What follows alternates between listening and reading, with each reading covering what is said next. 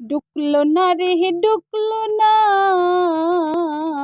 এই মাসে আমার লক্ষ্মীর ভান্ডার ঢুকলো না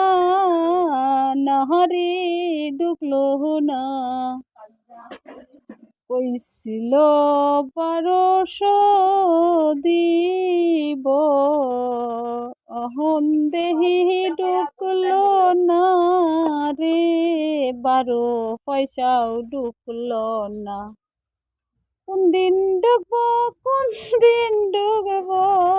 ওই আমার লক্ষ্মীর ভান্ডার রে ঢুকলো না এই মাসে লক্ষ্মীর ভান্ডার ঢুকলো না